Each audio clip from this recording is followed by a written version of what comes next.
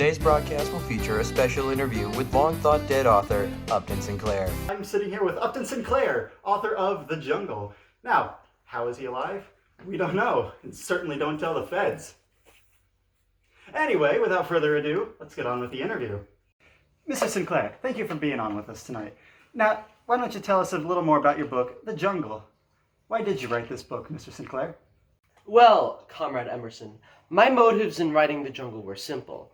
I wanted to bring attention to how awful the state of the working class is in capitalist America. I wanted to detail the deplorable conditions of factory workers and highlight how the capitalist system kept them trapped in said factories, tolling under the false impressions that liberty can be achieved through hard work. You see, my intentions in writing this book were to inspire the great socialist truth in the minds of America. Did your book succeed in that aspect? To some extent, The Jungle did succeed in relating the socialist truth, especially in the meat industry. The hyper-realistic drama and terror of The Jungle led people to write to the White House shortly after its release in 1905.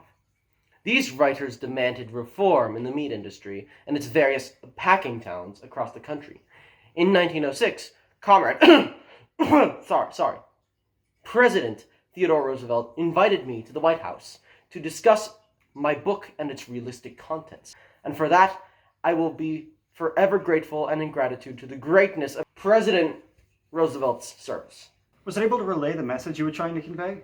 What about capitalism? Were you able to warn people of the flaws? While The Jungle brought to light the rampant dangers and negligence of the meatpacking industry, ultimately it failed to inspire the socialist truth in the minds of many readers. What this book achieved is only a fraction of the movement that I intended to spark. Let's move on and talk about the contents of the book itself. Though I must step outside for just a moment. So why don't we let our cameraman, Mr. Jake Shapiro, take over for a moment. All right, that sounds good to me. Hello, Mr. Sinclair. For those who haven't read your book yet, can you give them a synopsis? I would be delighted to explain the plot of my novel.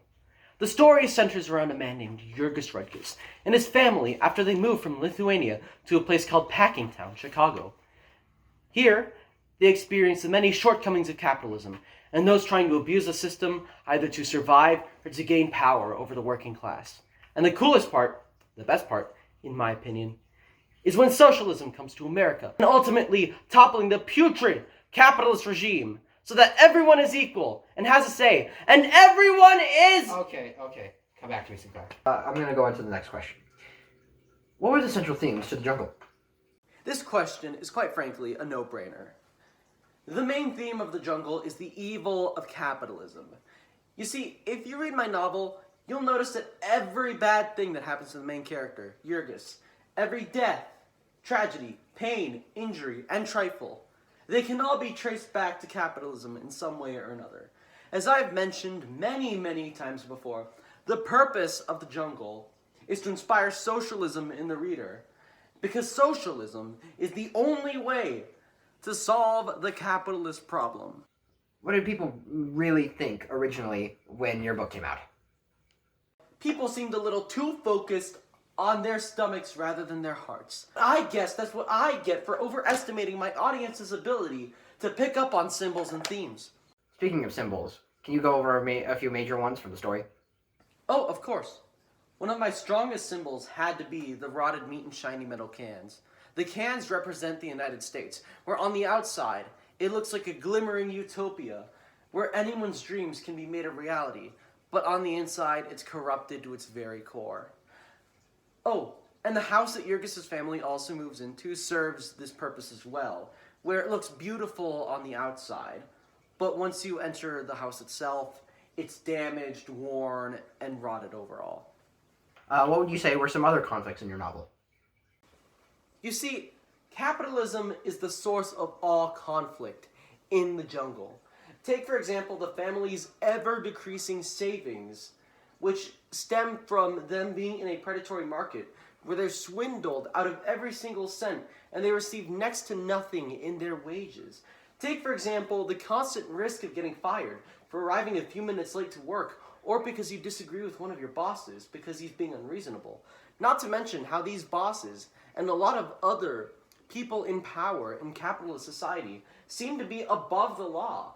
Eventually, Yurgis just loses all of his loved ones close to him. Alright, I'm back. Well then, Mr. Sinclair, what about the title of your novel? What does the jungle have to do with the plot of your book? The jungle is a place of wild animals, you see, where the strong survive by preying on the weak. And much like the jungle, capitalist America has its rich and powerful preying upon the poor and powerless. This novel offers a glimpse into a world where there is no predator or prey, where all live on equal footing, and no one is above anyone. So, what you're saying is animals working together as equals? Precisely. Isn't that animal farm? What? Orwell! Look, Orwell had nothing to do with this. This was my idea, not his. Don't you dare mention the name of that hack in front of me. That's it. I'm done with this interview. I'm done. Is that my furry tail? I'm in control now. Because your little incident cut off some screen time, so we'll have to move fast. What? You can't just hold me prisoner like this. Get me out of these things! Well, Mr. Sinclair, if you would let me finish, I was just going to ask you a few questions about your book again. Oh, ask away. How did the setting affect the overall message? Well, I suppose the focus on meatpacking did distract from the real message I was trying to convey, but it also helped draw a connection between actual rotted meat and the dreary, rotten state of corruption permeating through our own government. Well, that's all we have for tonight, Mr. Sinclair. Oh. You can leave now. Boom!